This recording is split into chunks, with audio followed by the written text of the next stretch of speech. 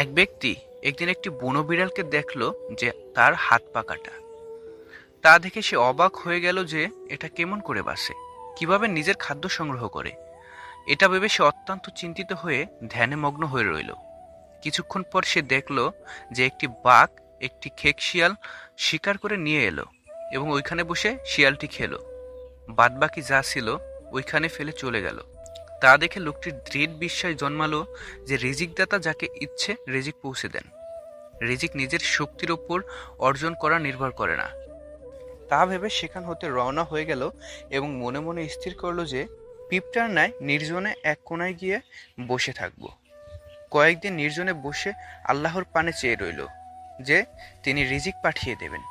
তার জন্য কোনো ব্যক্তি করল না, অর্থাৎ নিজের আত্মীয় স্বজন বা অন্য কেউ তাকে খাদ্য দিল না এবং কেউ তার জন্য চিন্তাও করল না। অবশেষে শুকিয়ে কাঠ হয়ে গেল। তখন আর সহ্য করতে না পেরে অজ্ঞান হয়ে পড়ে রইল। তখন সে একটি আওয়াজ শুনতে পেল, হে কমিনা, উঠ যাও এবং হিংস্র বাঘের ন্যায় হও। নিজেকে হাত পা কাটা বিড়ালের ন্যায় বানাইও না। এভাবে চেষ্টা করো যে বাঘের ন্যায় কামাই করে অন্যকে খাওয়াইতে পারো। বিড়ালের ন্যায় ঝুঁটা খেয়ে কেন জীবন ধারণ করবে? যার ঘাড় বাঘের ন্যায় মোটা, সে যদি বিড়ালের ন্যায় পড়ে থাকে তবে সে কুকুরের চেয়েও অধম।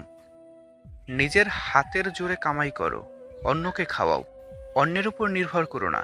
মানুষের মতো কষ্ট স্বীকার করো, অন্যকে শান্তি দাও। বৃদ্ধাশ্রমে যেন কোনো মায়ের ঠিকানা না হয়।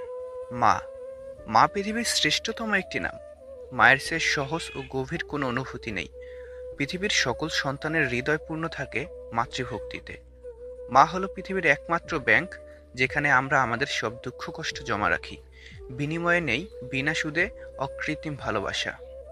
অনেক ঝগড়া, রাগ, অভিমানের পরেও যে আগে কথা বলতে আসে সে নির্লজ্জ নয়, বরং তার কাছে ভালোবাসাটা অনেক দামি।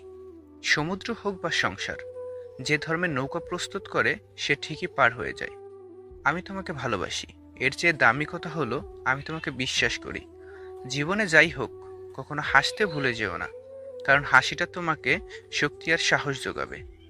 জীবনে তুমি যতক্ষণ সফল হতে থাকবে ততক্ষণ হাততালির অভাব হবে না, কিন্তু যখন তুমি ব্যর্থ হবে তখন ধরার জন্য একটি হাতও পাবে না।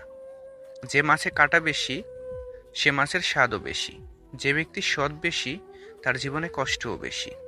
চোখ আর কপালের মাঝে জন্মগত পার্থক্য হলো চোখে যা ভালো লাগে কপালে তা সাপোর্ট করে না। কোনোদিন মানুষ ভাবেনি এমনও দিন আসতে পারে। বাঁচতে গেলে দূরত্বটাই মানতে হবে সবার আগে। টাইম পাস যে করে সে কখনো সন্দেহ করে না, আর যে সন্দেহ করে সে কখনো টাইম পাস করে না। উপকার করতে না পারো, ক্ষতি করো না। ভালোবাসতে যদি না পারো, ঘৃণা করো না। ভিক্ষা দিতে না পারো, খারাপ ব্যবহার করো না। সাহায্য করতে না পারো, নিরাশ করো না। যে দায়িত্ব সবাই নিতে পারে না, ভালোবাসি বলতে পারার লোকের অভাব নাই। কিন্তু এ কথার যথাযথ মূল্য কয়জন দিতে পারে? ভালো লাগা যে ভালোবাসা নয়, সেটা অনেকেই বোঝে না। মানুষ ভালো লাগাকেই ভালোবাসা ভাবতে শুরু করে, কিন্তু ভালোবাসলে যে অনেক দায়িত্ব নিয়ে ভালোবাসতে হয়। ভালোবাসা রোজ হয় না, ভালোবাসা ইচ্ছে করেও হয় না। এটা এমন একটা ফিলিংস যেটা নিজের অজান্তেই হঠাৎ করে হয়ে যায়। তুমি যদি জীবনে শান্তি চাও তাহলে নিজের প্রতি মনোযোগ দাও, মানুষের কথাবার্তায় না। কেমন করে বুঝবো কে সুখে আছে আর কে দুঃখে আছে? বর্তমানে মিথ্যে হাসি আর মিথ্যে কান্নায় পৃথিবীটা ভরে গেছে। প্রতিদিন আপনাকে মৃত্যু যন্ত্রণা সহ্য করতে হবে, কিন্তু মরতে পারবেন না। অতিরিক্ত ভালোবাসা হচ্ছে পৃথিবীর সবথেকে বড় অপরাধ। আপনাকে এই অপরাধের শাস্তি আপনার প্রিয় মানুষটি দেবে প্রতিদিন। মানুষের মনটা বুঝতে শেখো, তার কথাগুলো নয়, কারণ একটা কথার অনেক রকম মানে হয়। কে কখন কাকে ভালোবেসে ফেলবে তা কেউ বলতে পারে না। চোখের জল প্রয়োজনীয় কেন? যখন মানুষের মুখের ভাষা শেষ হয়ে যায় তখন সে বড় অসহায় হয়ে পড়ে। তখন প্রয়োজন হয় চোখের জলের, যা মুখের কথার থেকে আরো অনেক বেশি কিছু প্রকাশ করে দিতে পারে। তবে কিছু হৃদয়হীন মানুষ আছে যারা চোখের জলের দাম দেয় না। কাউকে ঠকিয়ে দুদিন খুব মজা করবে, কিন্তু মনে রাখবে আল্লাহ যেদিন ঠকাবে সারা জীবন দুঃখের সঙ্গ দিতে হবে।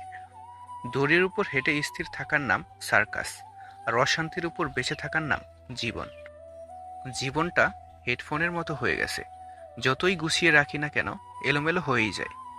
একটা সময় সবার সাথে মেশার চেষ্টা করতাম, এখন সবার থেকে দূরে থাকার চেষ্টা করি। কারণ অনেক অবহেলা ও অনেক কষ্ট পেলাম মানুষের কাছে গিয়ে। যে ঠকায় সে অন্য জায়গায় ঠকে, যে কাঁদায় সে অন্য জায়গায় কাঁদে। সবার বিচার হবেই, শুধু অপেক্ষা সময়ের। জীবন হলো কাগজের নৌকার মতো ক্ষণস্থায়ী। সব জিনিসই ভীষণ দামি, হয়তো পাওয়ার আগে, নয়তো হারানোর পরে। বিষের চেয়েও বেশি বিষাক্ত আজকাল মানুষের মন। পৃথিবীর সবচেয়ে বড় লটারি হচ্ছে বিশ্বাসী কাউকে খুঁজে পাওয়া। কিছু কিছু মানুষ টুকুস করে এসে টকাশ করে এমন আপন হবে যে কখন যে ঘটাস করে বাঁশ দিয়ে ফটাস করে চলে যাবে সেটা ধরতেই পারবেন না। জীবনে এই তিনজনকে কখনো ক্ষমা করতে নেই। নাম্বার 1, যে ভালো না বেশে অভিনয় করে। নাম্বার 2, যে বন্ধুত্বের সুযোগ নিয়ে বেইমানি করে। নাম্বার 3, যে বিশ্বাসের অমর্যাদা করে। রূপ দিয়ে তো সবাই নিজেকে সাজাতে পারে, যে গুণ আর চরিত্র দিয়ে নিজেকে সাজাতে পারে সেই তো আসল মানুষ। জীবনের কঠিন সময়ে যখন নিজেকে একাই চলতে হয়, তাহলে ভালো সময় তাদের দরকার কি? একাকিত্ব তোমায় যা শেখাবে, পৃথিবীর কোনো ভালো বইও তোমায় তা শেখাতে পারবে না। তুমি যার একটা রিপ্লাইয়ের জন্য বারবার ইনবক্স দেখছো, হয়তো সে খুব বিজি অন্য কারোর ইনবক্স ভরাতে। পথ যখন একাই চলতে হবে, তখন পিছনে কে কি বলল তা ভেবে লাভ কি? যে পুরুষ একটা নারীকে বুঝতে পারে, সে পৃথিবীর যে কোনো জিনিস বুঝতে পারার গৌরব করতে পারে। তর্কে জেতা বুদ্ধিমানের কাজ নয়, বরং তর্কে না জড়ানোই সবচেয়ে বড় বুদ্ধিমানের কাজ। কারো মনে যদি জায়গা করতে চাও, কিছুটা জায়গা তাকেও দাও। লোকের কাছে তারাই সবচেয়ে খারাপ যারা সর্বদা উচিত কথা বলে। জীবনের সমস্যার প্রয়োজন আছে, সমস্যা আছে বলেই সাফল্যের এত স্বাদ। টাকা থাকলে ভালোবাসা, বন্ধুত্ব, আপনজন, প্রিয়জন সবাই খোঁজ নেবে, কিন্তু টাকা না থাকলে খোঁজ তো দূরের কথা, কেউ চিনেও চিনবে না। মা হলো একমাত্র ব্যক্তি যিনি আপনাকে 9 মাস পেটে, 3 মাস কোলে আর সারা জীবন হৃদয়ে বহন করেন। বিশ্বাস করাটা ভুল নয়, বিশ্বাস নিয়ে খেলা করাটা ভুল।